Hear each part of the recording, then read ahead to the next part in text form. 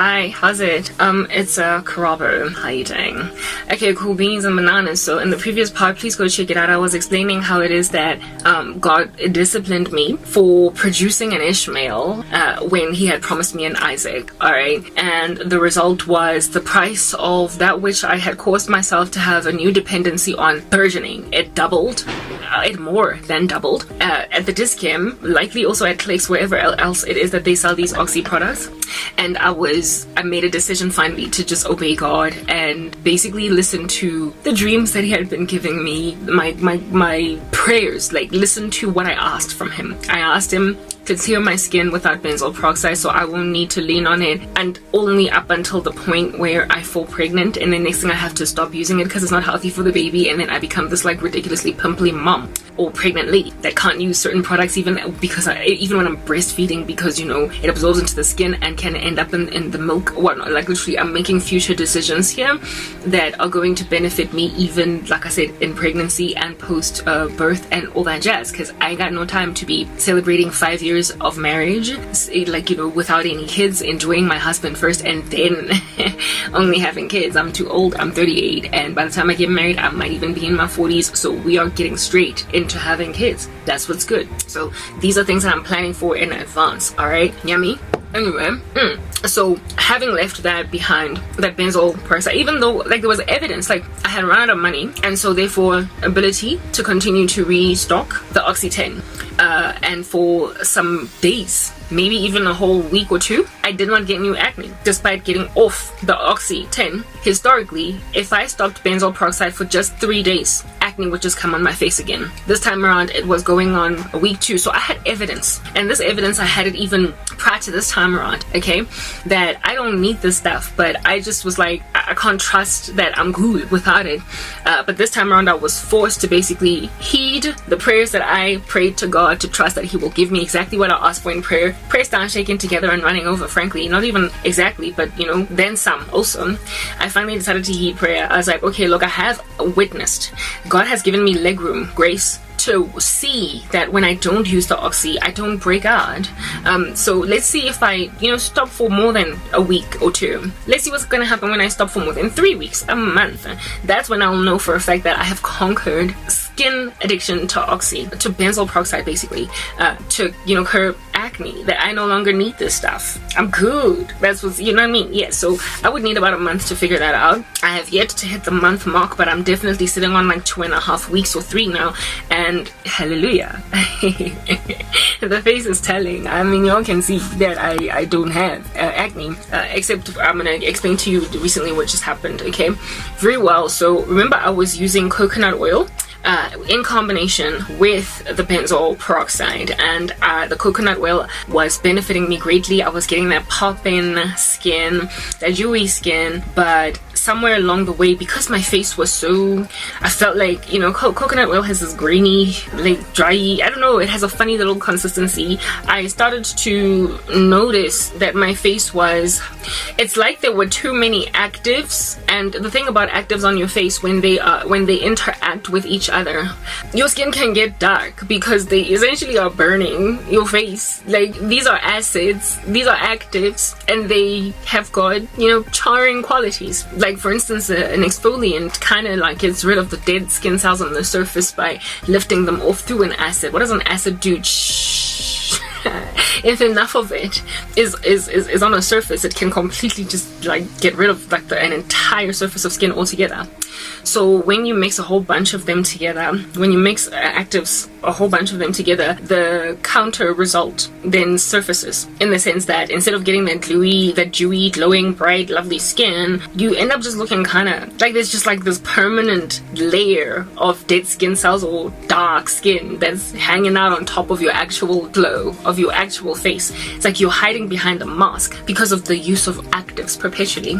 Okay, very cool. So I started started to notice after a season of using the coconut oil with the Oxy 10, which was a higher percentage of this active that is benzoyl peroxide. And I was also washing my face with salicylic acid, right?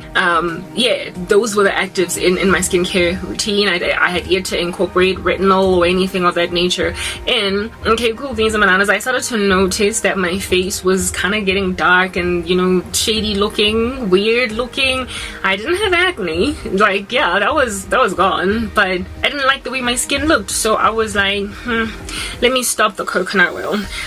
You know, let me just get rid of the coconut oil because I don't like the way that I'm looking right now. And lo and behold, after abandoning the coconut oil, remember, I wasn't just using the benzoyl peroxide, but I was also using the Oxy Scar Care to get rid of dark spots, right? And it's got glycolic acid in it. So there was glycolic acid, there was lauric acid in the coconut oil, there was benzoyl peroxide and the benzoyl peroxide, salicylic acid and the salicylic acid. Like, yeah, I was just like slathering myself with all of these actives, and I got this funny little layer of dark skin on the surface. I was like, it's great not to have acne, but what is this? Who is this? I don't know who this is. Like, yo, okay, cool. So I stopped with the lauric acid. That reduced the amount of actives on my face. Now, that improved life.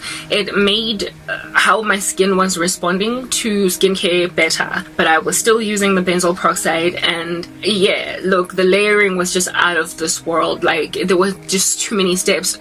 Remember, I still use aloe vera. I've been using aloe as like the first thing that I put on my face all this time. All right, so I was putting on the aloe, and then I would go in with, I believe, my moisturizer, and then I would go in, no, I would either go in with the benzoyl peroxide first, or was it after? No, I think I would go in with the benzoyl afterwards, and then I would go in with my moisturizer, and then I would go in with the glycol Oxy Scar Care, and then I would go in with, what do you call this? I would go in with the, yes, and then I would put the coconut oil on the surface, right? I then discovered Bactroban, and that it has got antibacterial properties too. So I then started to use Bactroban as well, and that's, yeah, so I just had these many layers, and I didn't really know what was working. If I could get rid of one layer, it would be great. Yeah, let's just, you know, let's make things nice and simple for myself, I thought, right? So I got rid of the coconut oil, and it made, oh yeah, also another reason why I also got rid of the coconut oil is because Bactroban is very emollient. It has emollient properties, right? Its consistency is like an emollient. It's a creamish consistency, and it applies on the face. It's highly hydrating. It's extremely moisturizing. I do believe its base cream is just an emollient of sorts. I can't tell you what the, other than calcium, what is it? Other than my mupirocin calcium, I don't know what else is in here, but there's definitely something that makes it very emollient-y, right? And that emollient is greasy like no man's business. I was so scared the first time that I was actually applying this because I thought it would break me out, but it didn't. It's kind of greasy, so that mixed with the coconut oil just made me look like a ball of oil walking around. Not good for my sheets, not good for me just walking around in the day. So I was like, I gotta get rid of something here, and the thing that I got rid of was the coconut oil. I did it. I saw a difference. My skin did improve because there were less actives on my face, and that was just kind of what I was running with, but I still was disquieted by the fact that I was on that benzoyl peroxide addiction game. I was like, but I asked to get off this, and it's almost as though I was blaming God. I was like, why didn't you let me get off this stuff? Like, why do I even need it? And when it starts to run out, I panic, I freak out. And the benzoyl peroxide, yeah, Oxy, is a lot more runny than the one, yeah, Benzoderm, so it runs out quickly. And I was just like, I was just twitching in that regard. Okay, I had to get off that stuff, but I was using it. My skin was clear, couldn't complain, but it could be better. It was clear, but it wasn't radiant the way that I wanted it. It wasn't popping. The coconut oil was what was bringing that pop out. It was bringing that pop out. There was nothing that I was using in my skincare to essentially bring that dewy, radiant look that I was looking for. I was just on survival mode, caring for acne, making sure that I don't get new pimples. But I wasn't getting my dream skin. I was just getting my acne-free skin, but it wasn't dream skin. There's dream skin and then there's acne-free skin. When you're trying to get rid of acne, you're just on survival. You are barely making it. That's all you're doing. You are not gunning for dewy. You are not gunning for smaller pores. You're just gunning for no acne. And I was there. I was acne free, and that's all that there was. But I was looking kind of, nothing to write home about. Okay, that's Karabo. We see it. Moving on. I wanted the dew. I wanted the pop and I wanted the glow. And I was like, how am I gonna get me the glow? I know that oils help me with the glow because for some reason they just bring out the wow in me. Okay, what am I gonna do? What am I gonna do? But I can't carry on with the oils because you know they make me look weird, and because the Bactroban is so oily looking. You know when you look oily as opposed to dewy, like just glowing, then you just look oily. Like you look unkept. You look like a child whose mama just slathered Vaseline on their face so they can go to school, and you just like are shiny all day, and everybody can tell that like a whole tub of Vaseline is on your face, but you've got clear skin because you're a kid and you don't break out. The Vaseline doesn't break you out, but your mama overkilled. Like you don't gotta have all that oil on. I looked like that because of the Bactroban, and I was like, this is not what I'm getting for. I want poppin', I want glowing, I want dewy, I want Korean gloss skin, something close to it. I get I'm 38, but all things are possible for him who believe. Please, just like what's going on? What's happening? Plus this oxy stuff. Last time I checked, every time it interacts with the sun, it just ages me further. So no, I don't want this, and it's probably also contributing to my larger pores. Can somebody just do something over here? I know that salicylic acid is anti-aging and it can reduce pores as well, but I do know that benzoyl peroxide can have the opposite effect, especially when it is mixed with the sun. And this is Africa, all right? Even though you might not be in the blazing sun cooking at you, it's hot inside the house. It's warm, you know? Yeah, so I was like, I need something that's going to, you know, my face, that's what's good. We want dewy, not survival mode. And that's when I started to, you know, see if, you know, there's nothing that I can do to get that look without putting an extra oil on my face, because I can't go oil given that I've got Bactroban and it's kind of greasy, right? I've got Bactroban and it's kind of greasy. We're looking for dewy, we are not looking for oily. Alrighty, yeah, cool beans and bananas, that's what happened until I started to experiment with that 3-pack retinol, like hyaluronic acid, as well as vitamin C gangstrosity. And in experimenting with that, that's when I started to get some kind of a semblance of the skin that I was looking for, the dewy effect. I started to sort of kind of see it, but I was using this hyaluronic acid. So I was already complaining that I've got too many layers, right? I was already using this 3-pack that I told, like I already explained it to you in my previous part, right? But I was using oxy, I was using benzoyl peroxide, and I was using that glycolic cream for dark spots. Now, what was I trying to do? I was trying to keep acne at bay, remove the dark spots on my face, and pop out a dewy complexion. That's what I was looking for, my dream skin. Well, if I've got like 10 million products, all of which are doing more or less the same thing, I asked the Lord, I was like, can I not take something out and see if perhaps maybe these products don't interact better when there's less of them, you know, like less is more. And if I do less as well, I'll have to replenish less things. Since I'm broke, I'm poor, we need to be about that business of frugality and, you know, replenishing less and less. So is it possible for me to just simmer down, shape down the skincare? And with that question that I sent to God, I got a dream. Literally, I got a dream where I saw God helps me, guys, like in literally every regard, right? The Oxy Scar Care ointment, not ointment. It's not an ointment. It is a visual. It's not an ointment. Ish, guys, as you do it, my living conditions, I still have it, alright, but I didn't finish it because I finally found it in all of my mess. Anyway, this place would not be messy if I had other places to store other things. Everything just sits on this table, and I just dropped my batteries, but let me finish this part and we'll pick it up. There's still quite a lot left in here. It might not look like it, but there's quite a lot because a little goes a long way. I stopped using this, alright? This lasts longer than the Oxy benzoyl peroxide 10 moisturizer cream topical medication ointment thing. Yeah, I was using this and I decided to stop when I ran out of the Oxy 10 because I got a dream of this. It was shrouded, I promise you, in my dream, it was this Scar Care ointment, just shrouded in a lot of darkness, sitting there all by itself, looking like it's worthless, like there's nothing that this is doing for you anymore. And when I woke up from that dream, I was like, thanks. That was a very particularly about me dream. Usually I get dreams about all different kinds of nasty random rubbish going on in South Africa or the United States or the church at large, and yeah, basically relevant, very prophetic, important for the end of days type dreams. but this time around I dreamt about Oxy. That's how much God cares about the small things and the big things, you know? Like Elijah had to drink, he had to eat, even though he was a prophet. And so God put him at the brook to drink. Ravens fed him twice a day. When that ran out, he sent him to the widow at Zarephath, because a man gotta eat, a man gotta be taken care of. So while the guy was busy prophesying over Israel, his basic fundamental needs were taken care of in a most bountiful fashion. When days of famine were gawking at him, he had plenty, right? So that was God basically telling me, I care. I don't just give you prophecy over South Africa, I also give you understanding about your skin, because I care. That's who I am. I'm God. I care that you want to slender up your skincare routine. Well, get rid of that little like ointment that's left, the over and above, like your Oxy 10, which is now finished and you can't afford to buy a new one. This was before I wasn't able to financially. He was like, that you might as well just throw it away, like literally just throw it away.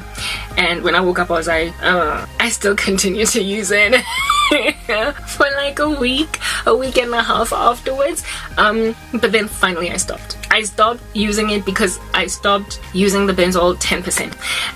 When I saw that the 10% was as expensive as it was, I was like, the combination, the pair of Oxy products, I just need to put them aside. That scar care is like, it's got an AHA in it. It's got glycolic acid in it. Alright, okay, so the ingredients list, you're not gonna find it on here, but I read it on the thingy-mabobby, on the leaflet that comes with the product, and God was like, that's one of the actives that you need to take out of your skincare, because glycolic acid is a tyrosinase inhibitor. It gets rid of dark spots, and it had helped you up to a certain point, but you've got a better quality tyrosinase inhibitor. You don't want to throw all of them on your face. It would be like putting vitamin C, niacinamide, like salicylic acid, retinol, like literally just slam dunking them all on your face, all of them, tretinoin, everything, just like boo boo boo. Honey, they all have a function and a purpose. Arbutin, everybody needs something that works out for their particular skin type, but you can't just throw them all on your face, because then you're gonna burn. You're gonna have some bad like acid reaction. You're gonna get like contact dermatitis or whatever. Like, you need to like take out some of these things. So I have given you higher quality tyrosinase inhibitors that will work for you, so get rid of that one. And I finally did, but not immediately. I didn't do it immediately because, obedience is a problem in my life sometimes, because of a lack of faith, lack of belief. I have got eerily accurate dreams, but nonetheless, despite the eerie accuracy of how they come to pass, I still doubt them when I get them at first. So this very beneficial, focused on just my particular need dream, as rare as it might be in my life, the Lord gave me guidance in that way. He will make your paths straight. Commit your ways to the Lord, lean on your own understanding, and all that you do, acknowledge him, and he will make your path straight. And he made my path straight with with that particular Oxy Scar Care. So I'm not saying that it's a bad treatment for your face. It worked for me. It did like simmer down the dark spots that were on my face. It did. However, I've got better quality ones, and we are not to like just slather our face with multiple actives. So that it's just gonna sit there. It's gather dust. If somebody wants it, they can have it. Okay, because it does come recommended by me. I would not say don't buy it. If you are on a budget, by all means, it'll probably fade your dark spots, and the price of it has not been ballooned at Dis-Chem, perhaps maybe Clicks, all the pharmaceuticals of this country. The price of it has not been ballooned like that, so you can still use it if you are on a violent budget and can't get all these things. I'm on a violent budget, so if anybody's skincare routine should be purchased, it's mine, frankly. Anyway, whatever. By those that are struggling, students, maybe unemployed. Okay, very well. Okay, so I got rid of that, and here it is now that I had taken 2 products out of my skincare routine, but not before incorporating. Remember, I bought the triple action, like the hyaluronic acid, the retinol, and the thingy box, the vitamin C box, right? And God was like, you got vitamin C, baby, you don't need that. You also have retinol, baby, you don't need that. Hyaluronic acid is for the purpose of like, deep hard knock moisture. You don't need that glycolic. And the skin, the process, the step, Oxy, that glycol. There was a time when I was doing all of it. There was a time when I was doing literally all of it. Like I would put retinol, and I would put vitamin C, hyaluronic acid, retinol, and then I would go in with the aloe vera, and then I would go in with the snail gel, and then I would go in with moisturizer, and then I would go in with the Oxy. After moisturizer, I would then go in with the tissue oil, because I started to put tissue oil on my face, and I'm gonna get into that in the next part, right? And then I would go in on top of the tissue oil with Oxy 10 and then glycol, that scar care on, and then on the very top I would go in with what do you call this thing, with the Bactroban. And then only I was done. Those are the layers that I put on my face.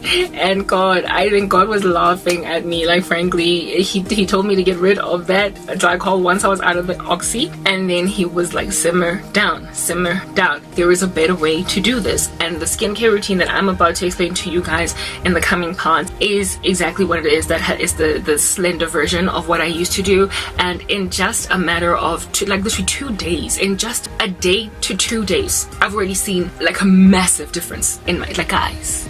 I have already seen a massive difference in the way that my face has reacted, because God is the lamp to my feet. God of big things and small things. He is helping me on small matters that you might understand. I'm not forsaken. I am not forsaken. I've not been left. God has there is nothing that has happened to me that the Lord was like, oh snap, I didn't plan that. There is nothing. My life, there are people who are looking at me like I'm abandoned, like there's no God. And yet there are evidences, literally invisible qualities of God are all over creation. There are small little sparkly evidences everywhere that I'm getting my life back, that I'm going to be restored, that God is basically sending me for like spa treatments tantamount, so that by the time I meet my husband, I'm looking like $1 million. $1 million that came out of rags. The Lord is grooming a bride that is going to be wholly acceptable and gorgeous, adorable, beautiful for a groom that has also likely been exasperated with waiting for a minute for such a bride as that. And by the time he meets her, it's going to be like, oh, this at last is bone of my bone, flesh of my flesh. I will call her Eve. This is woman. All right. Like, my current state and how the Lord is preserving me and taking care of me and giving me understanding is evidence of the fact that I'm not done yet, and that my life is not finished. It's not over. I'm 38, guys, and yet I look like this. I am just as marriable as I was when I was 24. And yet, people have written me off based on chronological age to their peril, because they're going to be the enemies in the presence of which the table will be prepared for me. And they will regret on that day mistreating me, maligning my name, reviling it, alongside beleaguering me with harassment, persecution, with all different kinds of sorrow, just throwing them into my backyard, that bombs might explode and so therefore defame me permanently and also deface me. I have been preserved in the worst way. I've been embalmed. It's like I've been kept in some kind of a cryopreservation tube for 10 years. Haven't aged a single day. You can't even, like, if at all you were to guess my age, if you didn't really know what it was, you would be shocked upon finding out that you were literally off by a good 10 years. And yet people think that God has forsaken me. There are so many ways that I feel inside like I'm finished off, but every time I see what God has done for me on the outside after getting over insecurities, I'm like, there's no way I'm finished. There's no way I'm done. You can treat me like trash and make me feel horrible for 5 seconds, but then I see the results of what God is doing with me outwardly and inwardly, and I'm like, but I'm not finished. I'm not like a black jersey that's now kind of gray because it's seen too many washes. I am still just as good as packaged 10, maybe even 15 years ago. Yet people are in the business of writing people off. Sarah had a baby at 90. I'm only 38. I'm not dead. I can't say that enough. So I'm trying to encourage people to understand what patience looks like and the fruit of it. It makes out of a woman a Hannah, a person that people spoke too soon concerning the demise of. And then she has the baddest baby in the game, first and foremost, first ever prophet over Israel, and then continues to have 6 more kids afterwards, after a woman reviled her for being barren. Like, people speak too soon, and after they speak, they get humiliated by the deliverance or the breakthrough of the individual that they dissed. Next part.